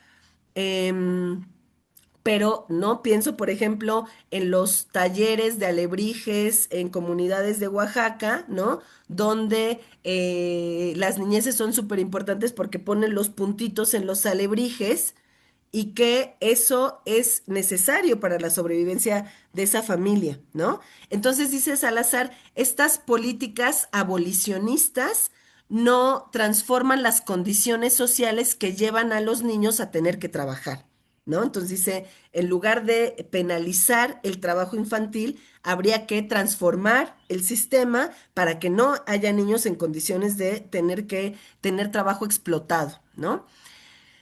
Bueno, entonces por eso el proyecto pues tiene estas derivas, ¿no? Son proyectos que también pretenden a que las infancias tengan una mejora en sus ingresos. Entonces, por un lado, la creación de cultura popular y por otro lado, capacitación técnica, ¿no? Proporcionar capacitación que les aleje de las tareas más peligrosas y dañinas, que les especialice en algunos tipos de trabajos que ella plantea que son benéficos para las niñeces, para ampliar su posibilidad de obtener ingresos, ¿no? Entonces, el proyecto derivó, en efecto, ¿no? En establecimientos de cooperativas, ¿no? Entonces, reciben capacitación en cooperativismo y logran establecer, ¿no? Panaderías, talleres de cerámica y talleres mecánicos. Y el momento 5, ¿no? La culminación es la formación de organizaciones económicas y culturales entre menores y que se fortalezcan las ya existentes. O sea, que estos proyectos deriven en organizaciones que ya vayan más allá de la panadería. ¿No? Que la panadería sea el pretexto, bueno, no solo el pretexto, porque también da recursos monetarios a a los menores, que entonces sea un medio efectivo de obtener recursos, pero además como que un espacio en el que se favorezca la organización de los menores, más allá de una organización meramente económica. Y por eso es esta idea de crear las condiciones para el inicio de un movimiento social, ¿no? Entonces, el propósito al final de cuentas es generar identificación entre la clase marginada para contribuir a su movilización por la defensa de sus intereses. Entonces, ¿no? En esta idea de, al final de cuentas, esto es para crear conciencia de clase, pero no se crea conciencia de clase desde el escritorio o únicamente desde el libro, sino creando unos proyectos culturales y económicos que van a habilitar la organización a más largo plazo. Y esto. Bueno, entonces acá ya dejo de compartir para abrir la conversación. Agradezco mucho la escucha y pues me dará mucho gusto escuchar sus reflexiones. Muchas gracias. Muchísimas gracias, El. Esto es una joya. Voy a tomar la palabra para comentar muy brevemente en lo que se animan ustedes mismas, ustedes mismos a tomar la palabra. Y me gustaría primero agradecerte de todo corazón compartir todo esto que llegas avanzado en tu investigación y te quiero contar que para mí personalmente esto fue una sorpresa enorme porque yo no conocía a María Cristina Salazar más que como la esposa de Falsborda y desconocía su trabajo con niñeces trabajadoras. Está aquí conectada mi amiga Diana Gómez desde Bogotá y la persona que nos presentó, un amigo muy querido, trabajaba por ahí estoy hablando de por ahí del año 2000, quizás 2006, por ahí cuando estaba muriendo María Cristina Salazar, trabajaba con niñeces trabajadoras de Bolivia. Y entonces existe una organización NAT, se llama, en Bolivia y en algunas otras latitudes, pero en Bolivia es muy fuerte y la experiencia que conozco es de Potosí, que es la zona minera, donde las niñeces sufrían mayor explotación por el tipo de trabajo que se desarrollaba. Y estuvo muchos años trabajando en Potosí con niños y niñas trabajadoras. Y todo esto que nos acabas de contar, yo lo contaba cuando hablaba del movimiento de Nats, pensando que era algo a lo que habían llegado los y las Nats, como, porque de hecho llegaron a ello como consensos, por ejemplo, decir, nadie que forme parte de Nats puede dejar de ir a la escuela, nadie que forme parte de Nats se puede dedicar a la prostitución y vamos a ir a formar conciencia con niños y niñas de las minas, o sea, es un movimiento impresionantemente bello. Tengo un librito que estaba sacando aquí de niños trabajadores, la emergencia de nuevos actores sociales, de Jorge Domic Ruiz, que estoy viendo que es 1995 sobre niñeces trabajadoras en Bolivia. Y entonces me doy cuenta de la borradura que Selene Aldana siempre nos ha explicado, cómo, a ver si lo digo como lo he entendido, es cómo en los espacios académicos y de generación de conocimiento oficial, finalmente los conocimientos se van arrogando o referenciando hacia las personas que se fueron quedando en lugares de poder, generalmente hombres, a veces como autores de trabajo femenino, que como eran las mujeres, normalmente hemos sido o secretarias o asistentes, entonces pues el reconocido era el que decía cómo eran las cosas, y me está alucinando saber cómo ha colado el trabajo de María Cristina Salazar en estas organizaciones de Nazi, que me encantaría que María Cristina pudiera escuchar esto y sentirlo, y probablemente lo supo antes de morir, no lo sé, pero que todo esto sí fue integrado por una cantidad de niños y niñas en América Latina, y creo que en México ahí tenemos también un área de oportunidad porque nosotros siempre tan aspiracionistas a ser primermundistas, en vez de reivindicar nuestro tercermundismo como nuestras hermanas y hermanos colombianos, entonces estamos en la línea abolicionista, ¿no? Ya lo decía Selena, como clase mediera, ya quiero ver decir que voy a poner a mis hijos a trabajar porque me saltan a la yugular, pero yo personalmente me posiciono a favor del trabajo infantil y en contra de la lógica abolicionista desde que escuché a través de un video a un NAT de Bolivia expresando en una frase claramente la hipocresía de la OIT y de las organizaciones supranacionales con la postura abolicionista cuando decía, si yo trabajo, mi familia no come, entonces mi mamá es la que va a sufrir sola. ¿Y por qué mi mamá va a sufrir sola si yo la puedo ayudar? Entonces, a mí me cambió radicalmente la perspectiva y me encanta que plantees la IAP no solo como una metodología de investigación en ciencias sociales, sino como una práctica pedagógica, porque el trabajo infantil, dependiendo de cómo se plantee y de su contexto, puede ser profundamente pedagógico, nos permite educar en la realidad y bueno, sin ir más lejos, ayer con una de las comunidades con las que trabajamos en este proyecto de investigación alrededor del Estadio Azteca, documentando la memoria histórica de las personas mayores, la señora la frase que utilizó fue, nosotros aquí cuando éramos niñas nos decían, como jugando, ve por el agua, como jugando, cosecha, como jugando, decía ella, pues era trabajo, pero un trabajo que gozábamos y que nos divertía y que nos hacía formar parte de toda la faena comunitaria. Entonces me parece una reflexión importantísima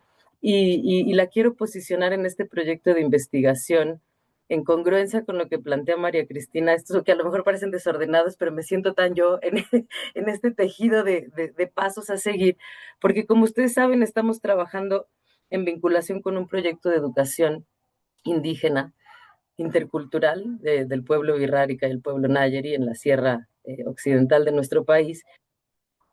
Y por supuesto que las niñeces de los pueblos originarios forman parte de las faenas cotidianas y por supuesto que trabajan en su vida cotidiana sin ni siquiera debatir cuál es su posicionamiento frente al abolicionismo, sino reproduciendo la vida de una manera bastante orgánica. Y entonces, eh, ¿cómo se articula el proyecto educativo autogestivo con esta forma de vida? Es muy hermoso porque no tiene una estructura de escuela formal, entramos a las 8, salimos a las 2:30 de la tarde, sino que se va articulando con los momentos de siembra, de cosecha, con las necesidades de la comunidad.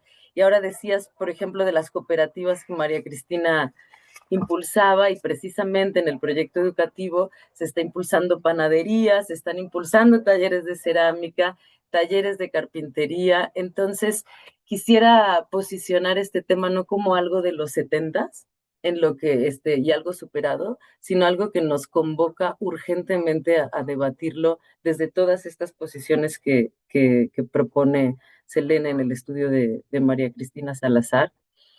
Y pues me encantaría escuchar a si las personas que están aquí conectadas seguro que tienen preguntas, comentarios. Hemos tocado muchos puntos. Yo te agradezco tantísimo que tocaras el tema de los incel porque mañana mismo esto se replica en clase y nos va a permitir pues con estas nuevas herramientas que no armas, ¿verdad? Poder ir debatiendo desde esta nueva forma de construir conocimiento. No sé si hay alguien que quiera tomar la palabra porque no la quiero monopolizar, porque yo podría hablar por horas y horas sobre este tema que me apasiona, pero me encantaría abrir el espacio. Sé que hay personas aquí que trabajan también en esta perspectiva de la sociología de las infancias, que a mí no me tocó, a mí me tocó estudiar sociología de la educación, pero no existía la sociología de la infancia. Yo hoy les digo que con los planes de estudio que tienen, a mí me habría encantado estudiar en su momento, ¿no? Pero son nuevas perspectivas que se han ido construyendo y me parece que aquí hay una pieza angular con la primera socióloga colombiana, ¿no?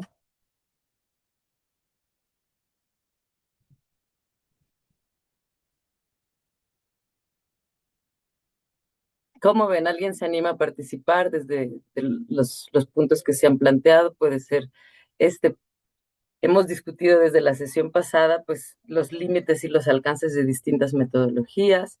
se hablaba como de en qué punto coincide o diverge la investigación acción participativa con el aprendizaje servicio. Y hoy, pues leyendo toda la cuestión de la IAP, pues creo que el aprendizaje servicio también podría aspirar a construir desde la IAP, pero que nos falta transitar. Adelante, por favor, Pues Jesús, bienvenido. yo preguntaría si ella encontró que los niños manifestaban, o los menores manifestaban descontento por el trabajo que hacían, o ellos estaban a gusto con lo que hacían. No sé si me escucharon. Sí, Sí, ah, ok. sí, muchas gracias. Em, Algo que ella encuentra es que hay mucha satisfacción por recibir dinero, ¿no? Hay mucha satisfacción, por lo que decía Ceci, de mucha satisfacción por sentirse parte de la comunidad, por sentirse uno más, ¿no? Em, sí, entonces, y eso, ¿no? O sea, como que esto que les decía de que habilita para ir a la escuela, es una reflexión que los menores eran quienes ya la tenían hecha, ¿no? O sea, ellos ya tenían eso muy procesado, pero es que si no trabajo no hay escuela, Y, porque ese, entonces, y, ¿cómo podría comprarme el cuaderno, ¿no? y esa idea de ella de, no sé si sería como enseñarles o guiarlos a que ellos tomaran conciencia de clase, eso lo hacía ella como para que se rebelaran en contra de su situación, o para qué hacía eso ella de insertarles esas ideas que no tenían. ¿Cuál era su intención con esa inserción de esos conceptos que ellos no tenían? Bueno, sí tenían ya la comunidad, ¿no? Un poco la idea es politizarles, efectivamente. Entonces yo creo que la idea de para qué hacer que tomen conciencia de clase, un planteamiento que sí está explícito en ella es para que presionen al Estado, ¿no? O sea, ella sí tiene pues una mirada de que también hay que comprometer al Estado, ¿no? No es de espaldas al Estado, no es tirando al Estado, no es en oposición al Estado, sino interpelando al Estado, ¿no? Que por supuesto eso también puede ser discutible, pero yo he encontrado eso, ¿no? Que su posición es hay que interpelar al Estado, hay que presionar al Estado para que investigue, o sea, también tiene muy claro ese planteamiento de hace falta mucha investigación acerca de la situación de menores trabajadores y tiene que haber investigaciones por cada rama, no se puede hacer generalizaciones. Y ella planteaba eso, el Estado tiene que hacer investigación para diseñar políticas públicas ajustadas a la realidad contextual de cada comunidad, ¿no? Entonces la conciencia de clase yo creo que era para interpelar al Estado, pero también ella apela al autogobierno. Es un concepto que está presente en todo el rato en sus artículos, el autogobierno. Entonces la conciencia de clase, yo creo que también como fin en sí mismo, o sea, como fin en sí mismo para que se autogobiernen. Entonces es en interpelación al Estado, pero también para autogobernarse. ¿No? Como que también un hazlo tú mismo. Porque también uno de los criterios de ella es terminar con la dominación paternalista, terminar con el autoritarismo paternalista. Entonces, por eso también tiene esta idea de es derecho de las niñeces tener sus recursos para no estar sujetas a sus padres. ¿No? Entonces, yo eso pienso, ¿no? La toma de conciencia de clase porque eso habilita la autonomía también, a final de cuentas, ¿no? Muchas gracias. No, a ti. Por esa parte de la presión sobre el Estado, quizás me gustaría abonar que también el movimiento de Nats tiene incidencia política a nivel internacional. O sea, a día de hoy no solamente ha logrado la incidencia sobre el Estado, sino sobre distintos estados nacionales y sobre las organizaciones transnacionales. Conozco más profundamente, como les digo, en Bolivia, pero también supe de una organización muy fuerte de niños y niñas trabajadoras en la India. y siempre depende del tipo de trabajo que hacen. Efectivamente, se organizan los niños de los tianguis, los mineros, los que trabajan en el campo, porque lógicamente también son los sectores económicos los que determinan las formas del trabajo. Entonces, me parece fundamental expresar que contra lo que debemos estar en contra es contra el trabajo infantil explotado, por supuesto, o sea, contra la explotación infantil. Pero entre el trabajo y la explotación hay un gradiente tremendo y el problema de irnos solamente a los extremos es que perdemos una cantidad de posibilidades de, como digo, enseñar y aprender trabajando. Y creo que uno de los grandes peligros de que los niños y las niñas estén en una burbuja hasta los 18 años es que el día que les ponchan la burbuja a los 18 años y les dicen, ya eres adulto, bienvenido al mundo real, vienen las depresiones que nos encontramos a nivel licenciatura de personas que no estamos preparadas para afrontar el mundo, que nunca nos sentimos parte del mundo, que no tenemos herramientas de interlocución con el mundo adulto, y hay unas brechas entre la niñez y el mundo adulto que rompe radicalmente la organización social, pues quisiera decir más primaria, más orgánica, quizás desde la unidad familiar. Y este tema lo quiero reposicionar, lo he venido haciendo desde el COVID-19. Muchísimos niños y niñas en México volvieron a las calles a vender y dejaron las escuelas.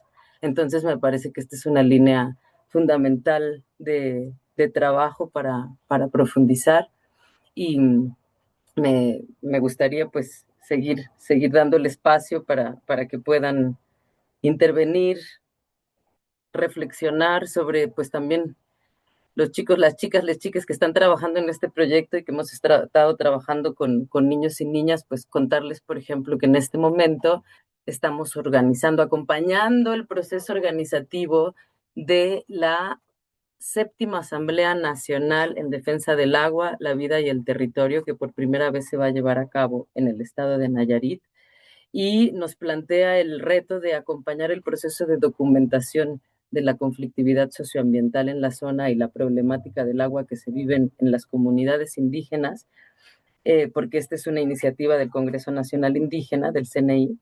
Y entonces cuando nos invitan a participar, que nos sentimos profundamente honradas con esta invitación, lo que nos piden es que ayudemos a lograr que la asamblea sea no solo adultocéntrica, es decir, que haya actividades para niños y niñas, pero no como la guardería de la asamblea, que la guardería como concepto es incluso guárdame a esto mientras vengo por esto, ¿no? Es como tal la lógica en la que se desmarcan los centros de desarrollo infantil. Y entonces, ¿cómo hacemos para que se lleve a cabo una asamblea nacional de encuentro de pueblos originarios desde las niñeces para abordar la conflictividad socioambiental de cada uno de sus territorios y para expresarlo a través de prácticas artísticas, que también es una de las herramientas que, como vemos, viene trabajando ya María Cristina Salazar con las niñeces desde hace mucho tiempo, ¿no? Entonces, pues creo que es muy inspirador también para el reto que nos espera en este agosto que se llevará a cabo esa asamblea.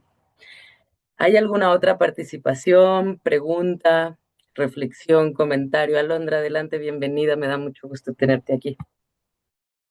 Hola, sí, sí, igual, me da mucho gusto estar aquí. Hola a todos. Pues mi participación va más como un sentir pensar. eh, y también como más relacionado a lo que es la sociología y su tratamiento con las infancias. Y una vez más me es impactante ver lo que el proceso de la borradura se ha llevado. O sea, empezando con que, pues siempre lo han hecho las autoras. Siempre las infancias las han escrito las autoras y la sociología de la infancia, o sea, estoy usando infancia por cómo se dice la sociología de la infancia, los estudios de la infancia. em, y bueno, la sociología de la infancia justo parte de una crítica hacia la sociología, principalmente la sociología clásica, la sociología positivista, en un inicio, en donde se pone la crítica de una casi ausencia de las niñeces, donde las niñeces no estaban, ¿no? Y, y justo nace en los años de 1980, no, no me parece, donde fue pues una de las primeras convenciones por los derechos de los niños en el trabajo. Y justo siento que hay un sesgo muy grande, y ya lo he platicado contigo, Cel, que se parte de una casi ausencia cuando realmente es que sí había estudios de las niñeces en la sociología, en los tiempos de la sociología clásica, ¿no? O sea, ya lo hemos visto en otras pláticas donde estás tú, Ceci, por ejemplo, con Jane Addams y la Hull House, Harriet Martineau, que algo que a mí me encanta de ver a las autoras específicamente es que no tratan a las niñeces como una categoría de analítica, digo, como, perdón, como una rama, una subrama de su estudio. No lo ven como, ay, la sociología y la subrama de la sociología de la infancia, sino lo ven como una categoría de análisis, como algo fundamental para la construcción del pensamiento sociológico y también como una sociología con niñeces, ¿no? Y siento que justo aquí viene esto que decía Ceci, que es como, o que decía Selome, ya no me acuerdo, pero que ponía como una forma para posicionarse, yo me atrevería a decir posicionarse contra el Estado, ¿no? Y siento que es algo que las escritoras, las sociólogas, también ya hacían, ¿no? En tiempos de la sociología clásica, ¿no? Como esto de de posicionar como en la Hull House la democracia, la búsqueda de la felicidad, eh, el trabajo comunitario, ¿no? Y eso yo quiero poner pues la pregunta también y el tema sobre la mesa, ¿no? Porque siempre son las autoras en trabajar los temas desde esa posición y desde esas trincheras. Y también pues siento que justo en esta época donde era como la primer convención por los derechos de las niñeces, la sociología pues, de la infancia principalmente parte también de una lucha por los derechos de los niños y las niñas trabajadoras, ¿no? Y, o sea, pero justo vuelvo a lo mismo, son las autoras las que ya habían discutido esto, o sea, a paralelo de las convenciones de los derechos por los niños, ¿no? Y de los derechos por las niñas. Y siento que justo este trabajo en la sociología principalmente se quedó estancado un poco en esta primer ola de la sociología de la infancia, donde o sea, donde justo también las críticas que se le hacen es que es adultocentrista, ¿no? Y que justo parte de buscar herramientas para estudiar con niñeces, a las niñeces, ¿no? Y surgen como estas grandes ramas. Y siento que justo ahorita con lo que nos viene presentando Selene es, ahora la pregunta es, ¿qué hacer con esta información, ¿no? Eh, no, y siento que hay que aprovechar, no ver a las niñeces en la sociología o los proyectos sociales como una subrama, sino como las niñeces aquí y ahora y aquí en el centro. Y no como subrama, sino como una categoría analítica. Y siento que esta autora que nos presenta a mí también, la verdad, yo no la conocía, y viendo la propuesta que hace como de la metodología TAP, o sea, es como una propuesta, o sea, bueno, su metodología la siento como una propuesta un poco pues, paralela a todo lo que nos presentó al principio de Selene. Y siento que hay que verlo también como una herramienta como para estudiar a las niñeces, pero no solo esta autora, sino todas las autoras pues de la sociología clásica que hemos estado viendo en este proceso de la borradura, como utilizar, no sé, a mí se me ocurre esto que preguntabas, como cómo hacer un evento pues no adultocentrista, ¿no? Mediante otras formas de metodología, como no metodología convencional como lo es el arte, por ejemplo, el diario de campo, el diario del viajero, de la viajera, o sea, los conversatorios, ¿no? O sea, no sé, se me ocurren muchísimas cosas, pero siento mm, que justo es una respuesta muy padre a la falta de herramientas que se nos queda en la sociología academicista, ¿no? Y es una forma, pues, mm, que la sociología buscaba en su momento y no pudo profundizar hasta ya luego otras sociologías, etcétera. Pero siento que está muy chido regresar como a estas discusiones del adultocentrismo y discusiones de cómo trabajamos con niñeces desde autoras de la sociología que de primer momento pues no se nos enseñan y no se nos presentan. Entonces, a mí me dio mucho gusto pues conocer pues también otro tipo de metodologías, otra autora y seguir reflexionando sobre el proceso de la borradura y todo lo que se llevó consigo. Y ya solo diría eso y muchas gracias por el espacio. Gracias, Alondra.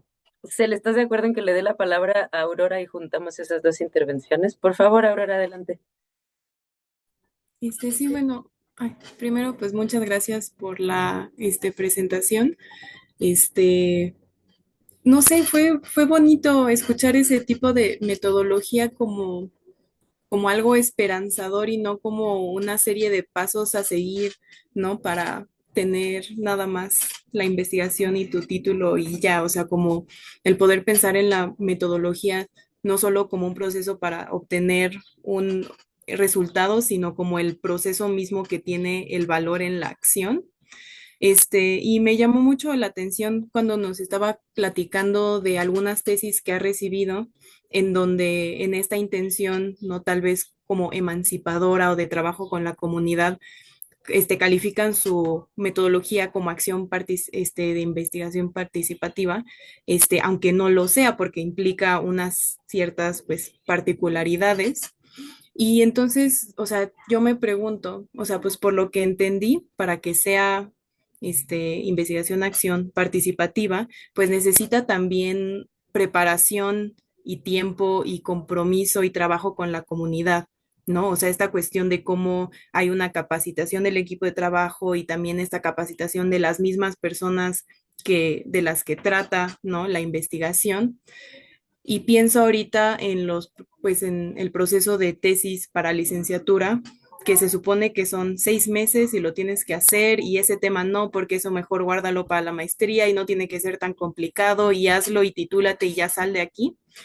O sea, ¿cómo entonces, aunque no sea investigación acción participativa, se puede integrar en una tesis de licenciatura los elementos de la investigación como los mencionaba, los elementos de la acción como praxis, los elementos de la participación como sujeto, sujeto y no sujeto, objeto, pero en un momento en donde la tesis de licenciatura te está diciendo lo tienes que hacer lo más pronto posible, titúlate como puedas, ¿no? O sea, cómo articulas esas dos cosas en un sentido de que, aunque sea una tesis corta en comparación con otro tipo de investigaciones, pues pueda tener ese efecto emancipador o esa cuestión de que cree, aunque nadie la lea, pero que cree una herramienta, no un arma, ¿no? Pero más o menos por ahí va mi pregunta, espero que se haya entendido, pero muchas gracias.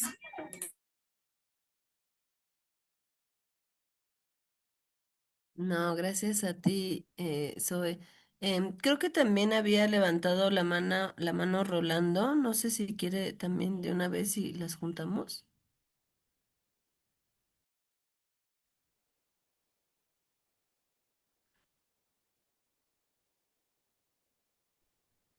Sí, vi que la levantó Rolando.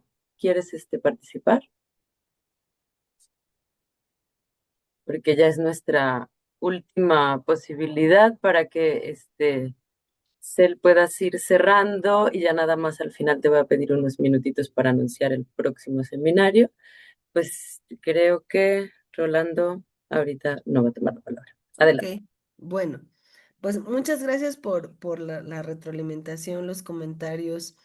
Em, pues pregunta Londra, ¿por qué siempre son las autoras? Em, a mí me gusta mucho un concepto que usa Olga Sabido, que es la atención feminista. Entonces, con esto de atención feminista, ella se refiere a que como que ella encuentra que en algunas de estas que vamos descubriendo como clásicas de la sociología, en varias de ellas podemos advertir una sensibilidad particular, ¿no? Yo digo que es como que esa pregunta de, ¿pero en qué te fijas? ¿No? Y bueno, pues ellas se fijan en lo infinitamente pequeño. Ellas se fijan en donde no está concentrado el poder, ¿no? Ellas se fijan en lo marginal. Y no es porque las mujercitas seamos muy buenas y muy sensibles, ¿no? Sino es un efecto de la división sexual del trabajo, ¿no? Es un efecto de que el capitalismo nos impone las tareas de cuidados, entonces nos hemos convertido en especialistas de las emociones, de los afectos, y aún en un sistema terriblemente opresivo, hemos hecho cosas hermosas, ¿no? Hemos aprendido, nos hemos inventado unas formas de cuidar hermosas, ¿no? Y entonces, históricamente, eso nos ha dado, nos ha hecho ganar una sensibilidad para fijarnos en elementos que subjetividades hegemónicas se les pierden de vista. Entonces, pues creo que eso es lo que encontramos en las clásicas, ¿no? Porque tienen esta sensibilidad para voltear a ver a las niñeces, pues también porque por ser clasificadas como mujeres, pues en distintos momentos de sus vidas les tocó ser cuidadoras. ¿No? Y en distintos momentos de sus vidas tuvieron contacto con niñeces, ya sea porque algunas fueron mamás, otras no, pero por ejemplo Clara Zetkin, que además sí fue mamá, pero que en el marco del Partido Socialdemócrata ella publicaba un periódico y había una sección especial para niñeces, ¿no? Entonces es esto de, pues como que las autoras desarrollaron esta sensibilidad donde se concentra también a veces el sufrimiento, ¿no? Es algo que hemos encontrado, que es así como que un tema muy importante para las clásicas de la sociología, ¿no? El tema del sufrimiento y que está desigualmente distribuido, ¿no? O sea, se ensaña el sufrimiento con algunas personas, no por algo que esté en su cerebro desviado, ¿no? Sino por la posición social que esos grupos han ocupado históricamente, ¿no? Entonces, bueno, yo eso pensaría, ¿no? De que por qué siempre las autoras, pues tenemos esta sensibilidad de fijarnos en lo que se supone que no importa, ¿no? Ahí donde no está concentrado el poder. Eh, y es fantástico, ¿no? Es fantástico, porque si no, nos quedamos solo con la mirada de lo hegemónico, ¿no? Si no, solo vemos desde arriba, solo donde está el poder, y eso, pues no tiene mucho que ver con nuestras vidas reales, ¿no? Donde pues no solemos estar en esos espacios donde se concentra el poder. Y, híjole, y luego lo que dice Zoe, uf, tremendo, ¿no? No se presta, esta academia neoliberal no se presta para la IAP. Y entonces la IAP precisamente era en incomodidad frente a esa academia neoliberal que ya se iba perfilando, ¿no? Que ahora ya la vivimos con todo. Pero cuando son estos textos, los setentas y los ochentas, ya se va perfilando esa academia neoliberal. Y entonces la IAP también es una reacción a eso, o sea, también es en inconformidad a esa academia neoliberal rápida basada en el extractivismo. ¿No?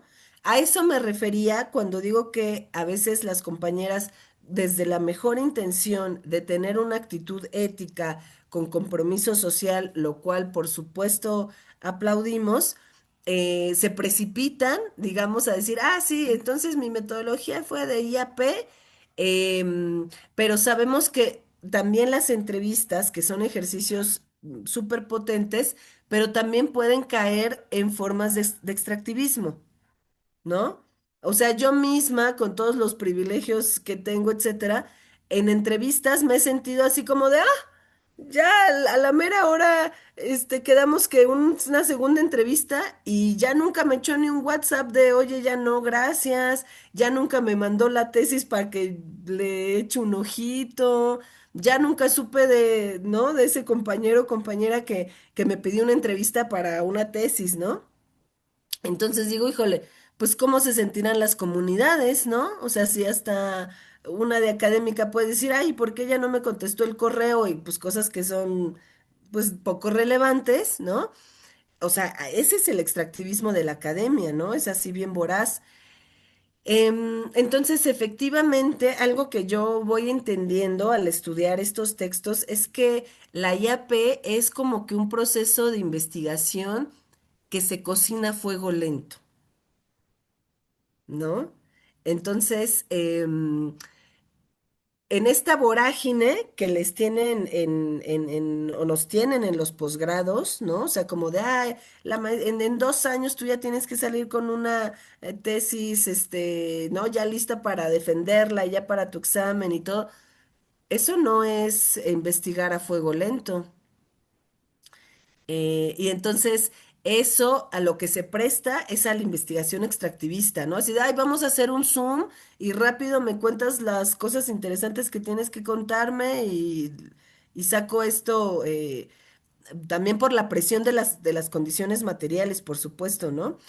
Entonces, yo creo que eso sí conocer de estas investigaciones a través de IAP, pues por supuesto que sí nos prenden ciertas alertas, ¿no? Nos hacen como que cuestionarnos también a las formas que tenemos dentro de la academia y entonces a lo mejor, digamos, yo lo que me refiero con que, ¿no? En las tesis como que se precipitan a poner que es IAP, tampoco es obligatorio, ¿no? Lo que sí podemos es tener una investigación ética, ¿no?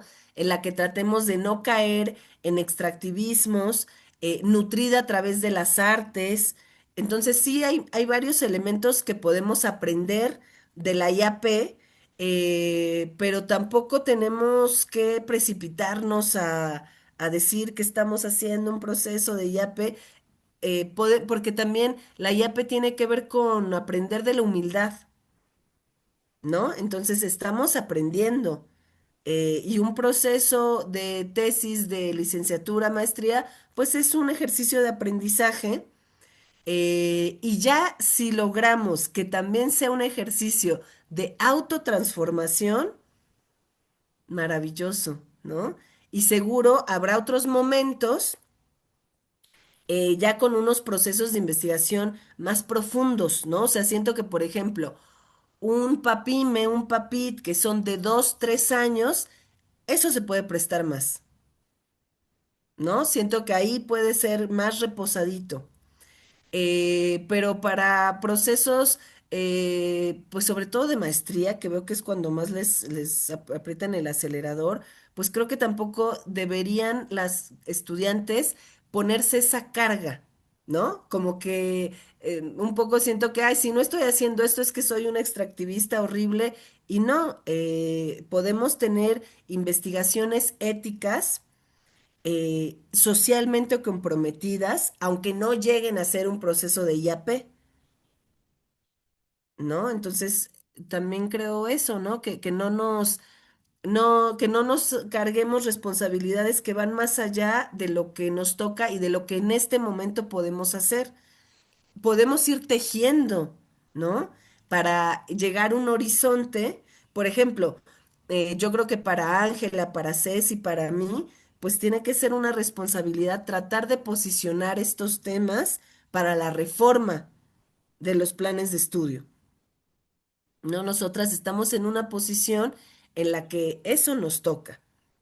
¿No? Entonces van cambiando las responsabilidades a lo largo de la vida y yo creo que nosotras tenemos que tratar de posicionar esto, ¿no? No, no solo que se incluye como tema, sino como una perspectiva que, que detrás de la reforma haya un proyecto educativo, un proyecto pedagógico, ¿no? Y creo que parte de ese proyecto pedagógico pues vendría muy bien que esté nutrido desde las ideas de la IAP. Eso diría ahora. Bueno, pues el tiempo es tirano y estamos ya llegando al final de la sesión, entonces a mí me gustaría que este fuera pues el pretexto de seguir indagando acerca de o incluso actualizar esta lectura sobre la situación de las niñeces en nuestro país, especialmente en este proyecto nos ayuda muchísimo porque estamos trabajando con niñeces de pueblos originarios.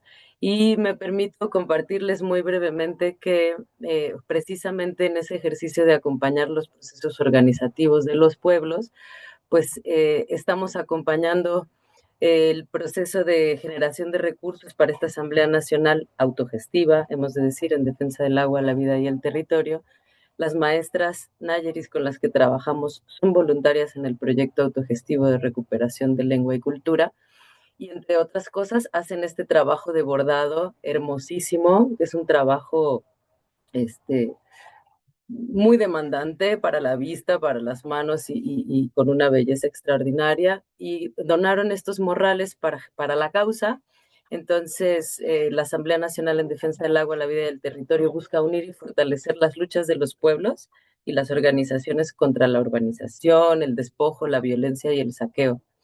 Si alguien quiere participar en este proceso, vamos a estar vendiendo boletos de una rifa. Queremos vender 500 boletos de 50 pesos en una rifa en beneficio o en solidaridad con esta asamblea. Vamos a rifar los dos morrales, va a haber dos personas ganadoras el 15 de mayo, simbólicamente el Día de los Maestros y de las Maestras en México, así como simbólicamente también este seminario se desarrolla muy cerca del Día de las Niñeces, en conmemoración de la Declaración de los Derechos de los Niños y de las Niñas, que sin duda debe muchísimo a María Cristina Salazar y al pueblo de Colombia en ese sentido, ¿no? Y bueno, finalmente, invitarles a la próxima sesión de este seminario, que están siendo preciosas, entonces yo les sugiero no perdérsela. Espérenme un momentito, ahí está, ay, ya estaba compartiendo, ahí voy otra vez. Esta sesión de mayo, lo que queremos es compartir la investigación basada en arte aplicada a las ciencias sociales, estar a cargo de Manuel Muñoz Bellerín, que es profesor de trabajo social en la Universidad Pablo de Olavide de Sevilla, en España. Entonces, les convocamos el próximo jueves 21 de mayo en este mismo canal y las personas que vinieron por primera vez nos pueden dejar su correo electrónico si quieren seguir recibiendo las minutas, vamos compartiendo y también las próximas invitaciones. Y bueno, y seguramente en el trayecto les haremos llegar una invitación también para un evento en el que vamos a presentar los principales resultados que hemos obtenido hasta ahora en un trabajo con la comunidad del Ejido Viejo de Santa Úrsula Coapa, que está a un costado del Estadio Azteca, que albergará su tercera Copa Mundial de Fútbol Varonil de la FIFA, con todas sus implicaciones, y estamos desarrollando o aspiramos a desarrollar investigación participativa con comunidad. Entonces nos gustará muchísimo quien quiera acompañarnos en ese evento y pues seguimos trabajando en las dos líneas de investigación con comunidad tanto urbana como rural en este proyecto. Muchísimas gracias, Selene, una vez más por todo lo que nos aportas, a cada una de las personas que se conectaron hoy, a todo mi equipo por su apoyo siempre y les esperamos entonces el jueves 21 de mayo. Muchas gracias, hasta luego. Nos vemos.